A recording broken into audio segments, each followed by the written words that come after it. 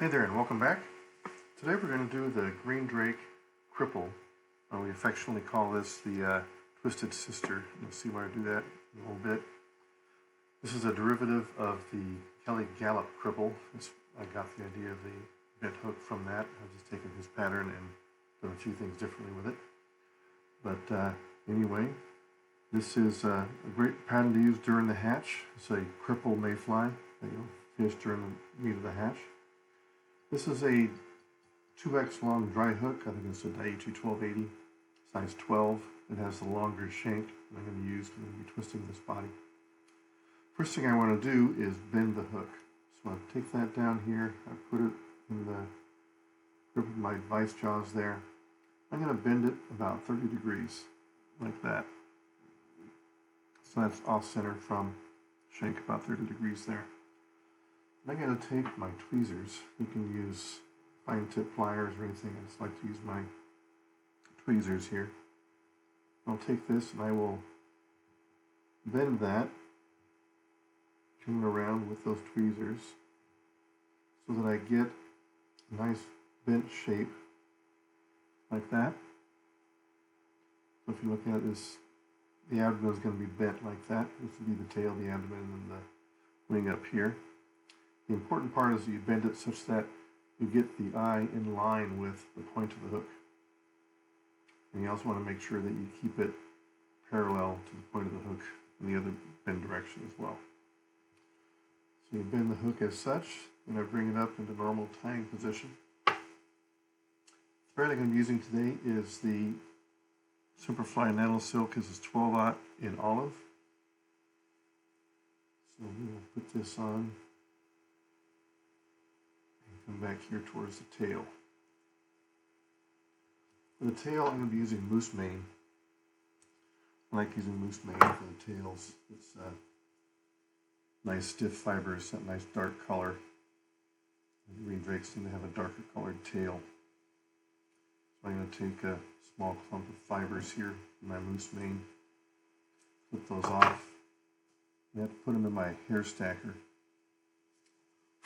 Bear with me here for a moment as I stack these and align them. Get all the duff out, a little fine under fur.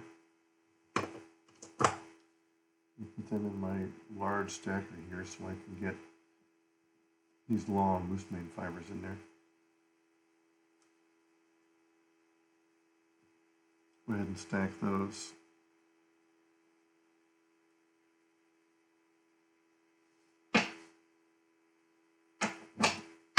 I'm going to take these and I'm going to tie them in, one about abdomen length or shank length there.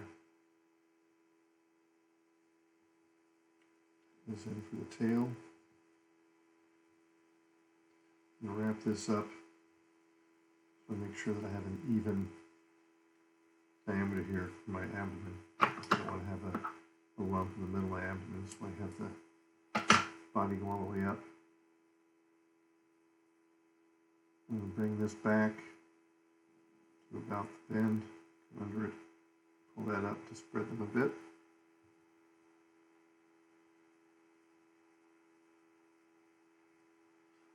I'm going to put on the wing first. So for the wing, I'm using some medium done dyed mallard flank. This is mallard flank dyed from a medium done. Now most of the feathers you'll find in there will be about this size. You want to try to find, for large flies like this, one of the larger feathers if you can, with the longer fibers. So for this pattern, we're going to put on a wally wing and turn it sideways so that it sits flat in the water like a cripple. And go ahead and stroke back the tip here. Same thing for wally wings. Even fibers on both sides of the shaft. Take my little wally wing tool. This is just the nozzle from a Loom UV varnish. And slide this wing into that and pull it out and give myself a wing. I'm going to tie this in up here And make sure you don't let it rotate too far. So you want to have this wing on this side of the hook. You don't want to have it up here on top of the hook like normal, because this is going to be a sideways facing fly. Actually, the fly is going to look like a sideways version of an actual adult. I'm going to cut off the butts here. I cut them off at a sharp angle so I can taper my abdomen.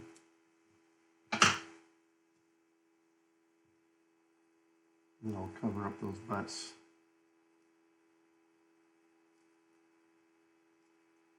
Give myself a nice tapered abdomen back to the tail. There we go. So the fly is actually, if you notice a normal mayfly, it has a tail, a curved abdomen, and then the wing up. Let's have this to be sideways. So I'm going to split this waller wing. I'll do that as usual by grabbing 1 or 2 fibers on each side and pulling the shaft away from the wing.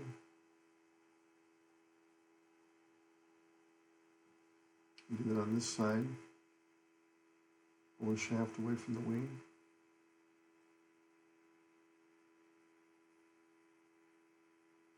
And I'm going to tie the shaft down back the abdomen to help also smooth out that abdomen. Break that off.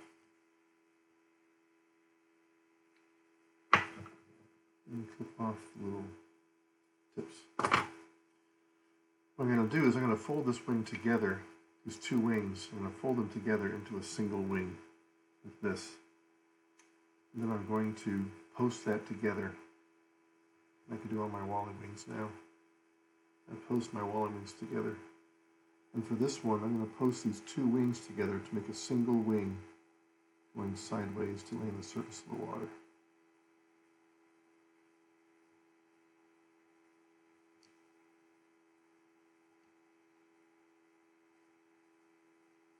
I'm going to tie them together here at the base.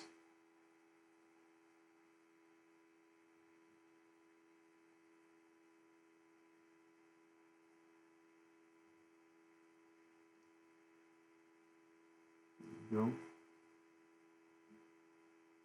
Post it up a bit, and come down, back down to shank of the hook.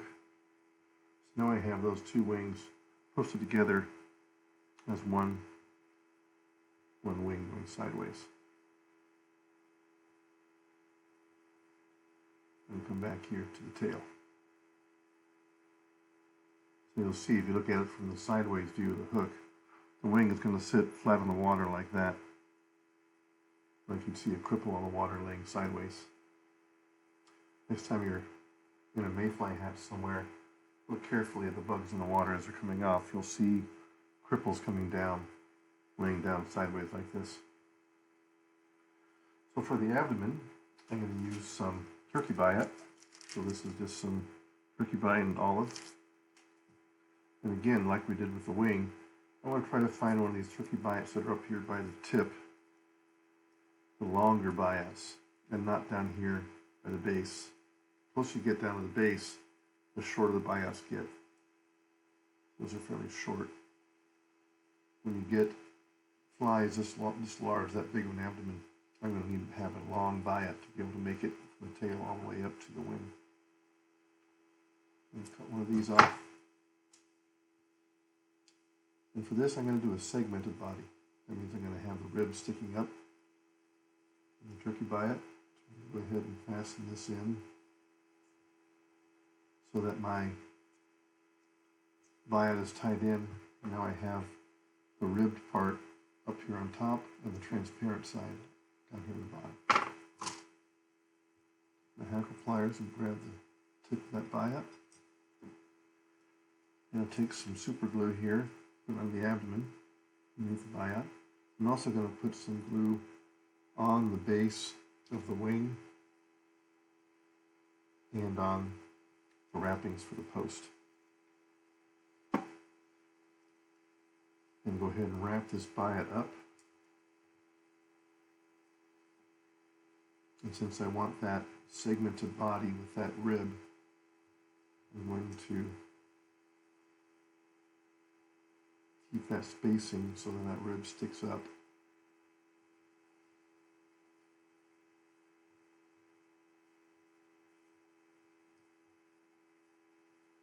Go back and capture that.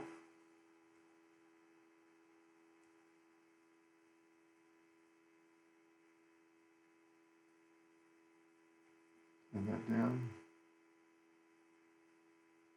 There we go. And we have our segmented tricky body for the abdomen there. Now I gotta tie in my hackle. For the hackle, I'm using some olive dyed grizzly. And grab one appropriately sized for this size 12. You can go a little bit larger. This hackle is going to be tied in fairly sparse, so you can go about one hook size larger for this.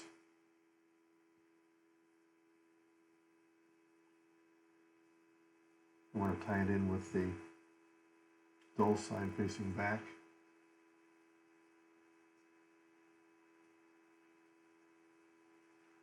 And then some dubbing. In this I'm using my kapok dubbing. Some kapok, and I'm going to choose this moving olive color.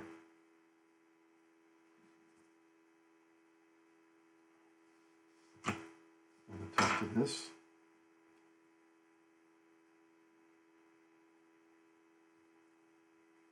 I'm going to dub myself a fairly substantial noodle here because this is a big fly.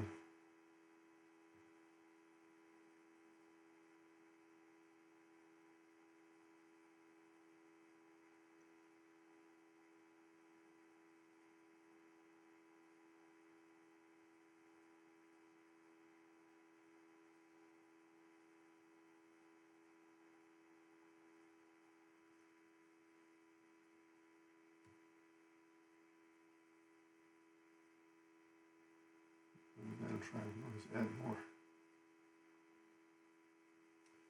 And come up here and put some dubbing here behind the hackle. And then wind it forward to the wing, up to the eye, and back, and then back to the eye. There we go. I'm going to wrap the hackle. I'm going to do this fairly sparsely. I'm going to put like 3 wraps behind the wing, and a couple wraps in front of the wing, and then tie it off.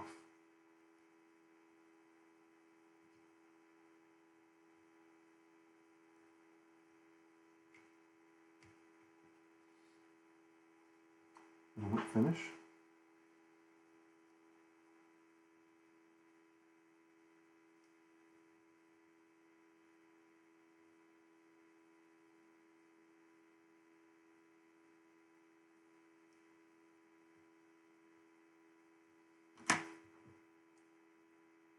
That off.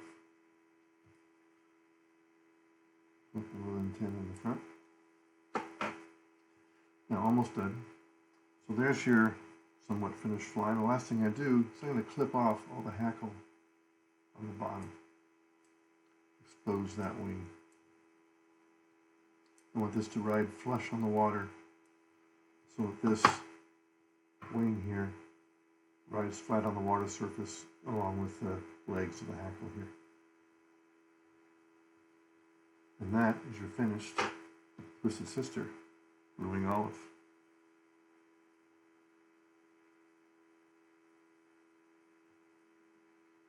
All right, give it a try and happy tying.